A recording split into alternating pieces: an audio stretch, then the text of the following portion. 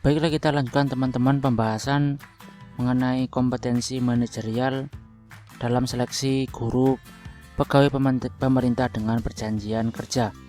Sekarang kita sudah ada di soal nomor 10. Oke, soal nomor 10. Bagaimana pendapat Anda tentang pencapaian target tim Anda dan individu? A. Target individu tercapai, maka target tim akan tercapai. Belum tentu. Yang B. Target tim utama meskipun target individu tidak tercapai. Kurang tepat. Yang C. Sebisa mungkin kedua target tercapai meskipun tidak bisa mencapai 100%. Ini juga kurang tepat. D.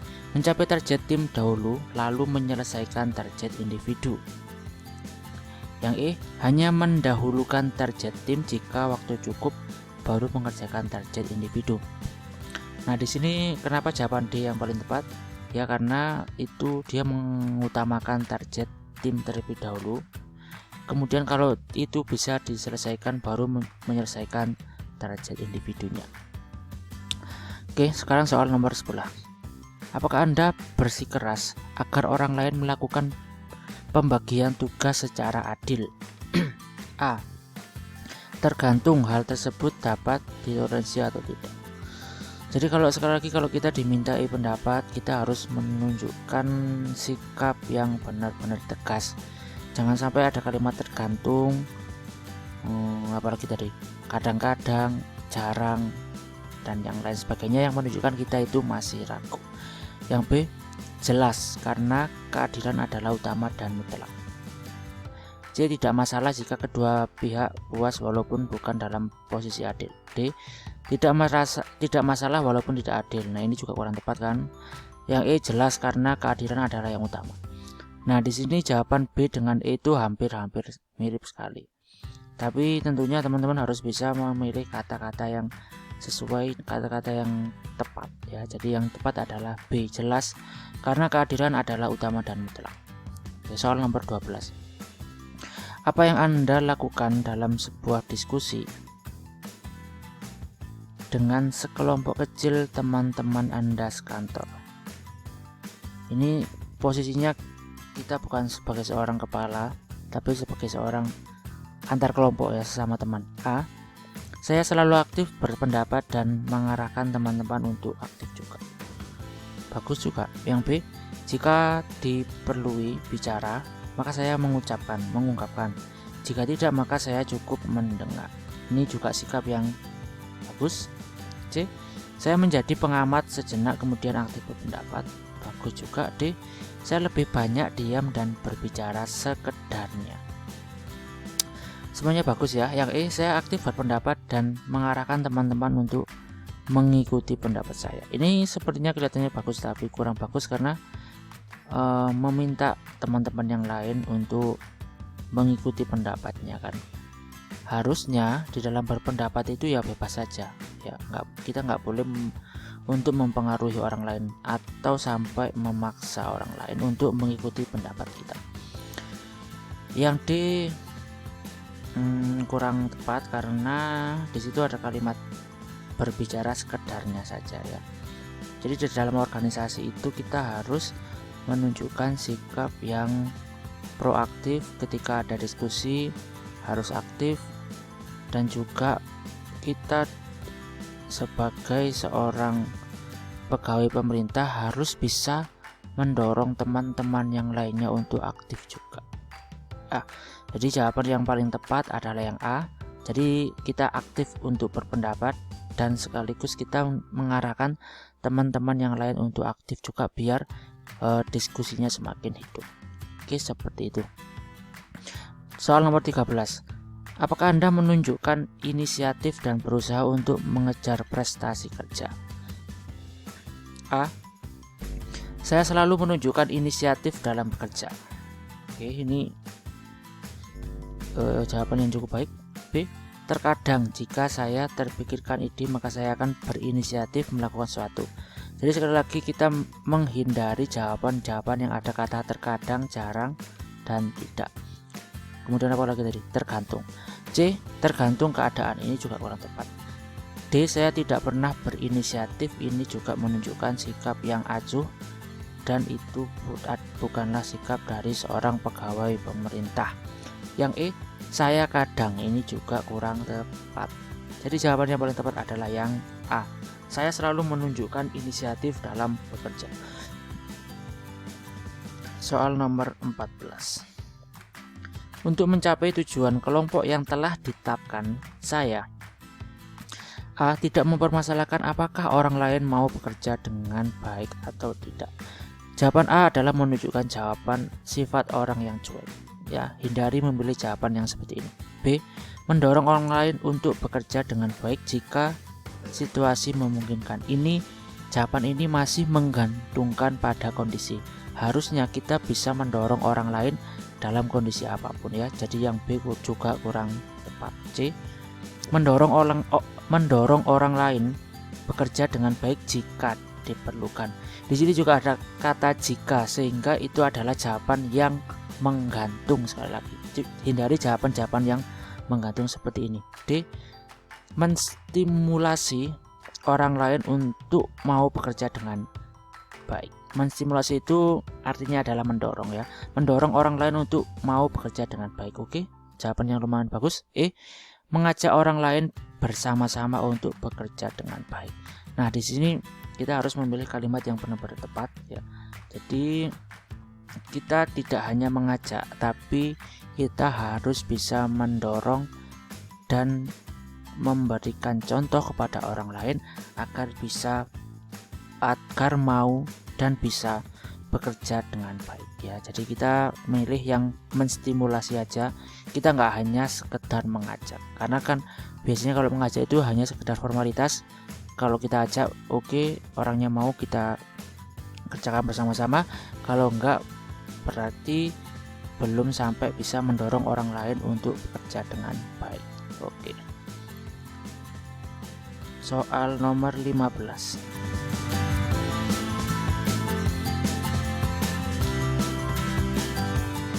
Dengan dana terbatas, Anda diminta oleh atasan untuk mengadakan kegiatan di kantor.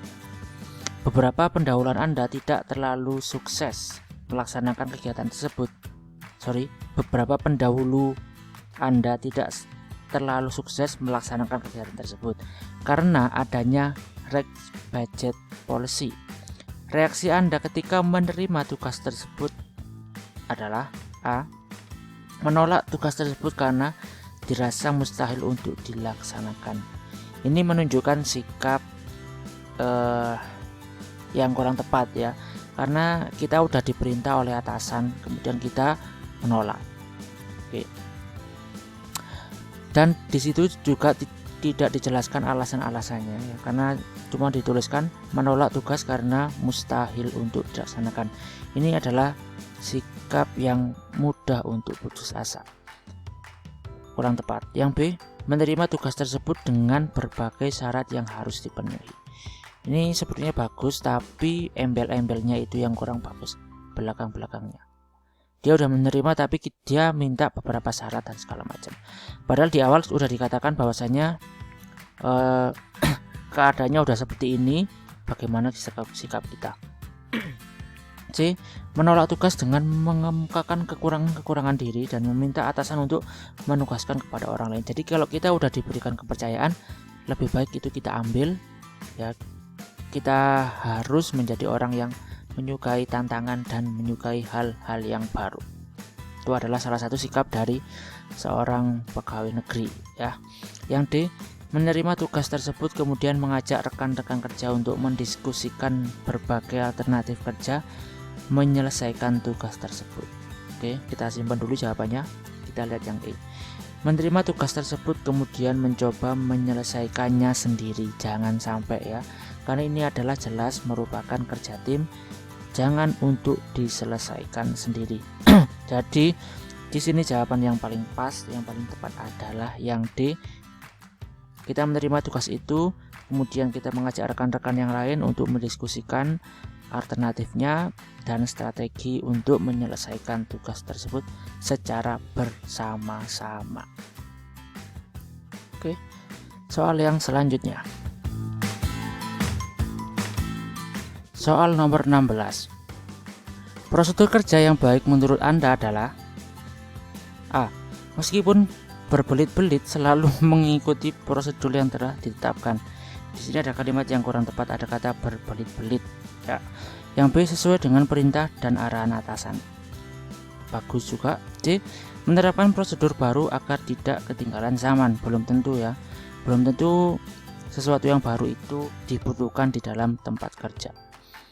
D. Menerapkan prosedur baru yang lebih maju. Ini juga belum tentu sesuai dengan orang-orang yang kerja di situ. E.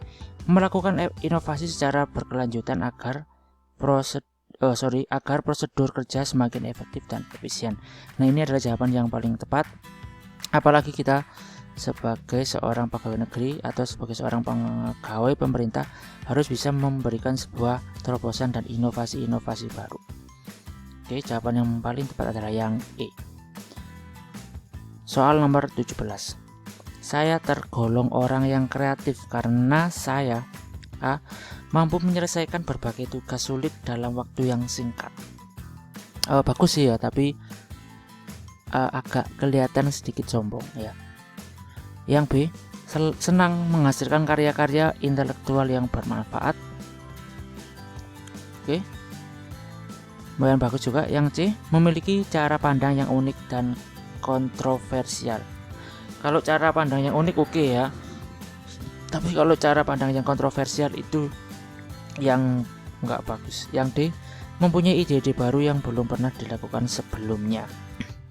Oke, bagus juga. E.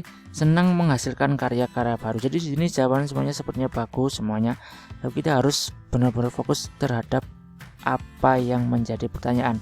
Saya tergolong orang yang kreatif karena saya kreatif itu kan kalau dari segi pengertiannya adalah sesuatu yang berhubungan dengan karya-karya. Jadi sesuatu yang sudah ada, bagaimana cara kita untuk mengolahnya menjadi sesuatu yang lebih bernilai dan lebih bermanfaat lagi. Nah, disitulah kita mencari jawaban yang ada kata karya-karyanya ya, kata-kata berguna dan bermanfaat.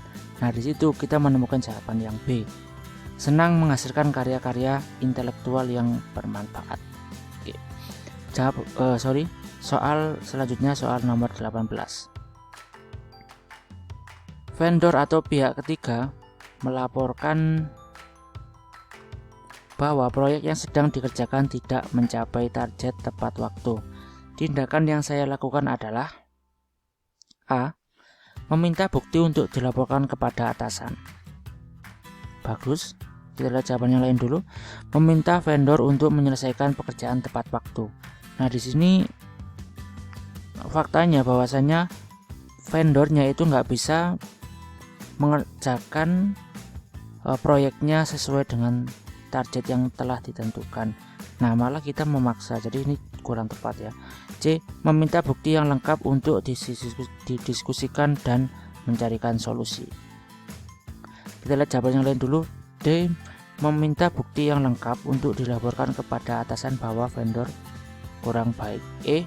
Meminta alasan kepada vendor mengapa pekerjaan tidak selesai tepat waktu. Jadi di sini posisi kita bukanlah sebagai seorang atasan ya. Mungkin bisa dikatakan sebagai seorang koordinator mungkin ya, atau orang yang diberikan tanggung jawab di dalam proyek tersebut, tapi posisinya bukan atasan. Nah, berarti kalau kita bukan sebagai seorang atasan dan tugas kita adalah melaporkan apa yang sebenarnya terjadi, digunakan sebagai bahan ketika nanti kita akan menghadap kepada atasannya. Nah, di sini jawaban yang paling tepat adalah yang D. Jadi kita meminta bukti yang lengkap untuk dilaporkan kepada atasan bahwa vendornya kurang baik. Oke, soal yang selanjutnya, soal nomor 19. Anda adalah karyawan yang memiliki kompetensi di bidang pemasaran dan dipercaya untuk memimpin tim yang kurang produktif. Usia mereka jauh lebih tua daripada Anda. Bagaimana strategi Anda? A. Memaksa anggota tim. Jadi ada kata memaksa, ini kurang baik ya. B. Mengevaluasi kerja tim dan mendorong untuk berubah. Ini lumayan bagus. C. Mengambil alih tanggung jawab tim sebagai tanggung jawab ini kurang tepat, menggunakan cara baru sesuai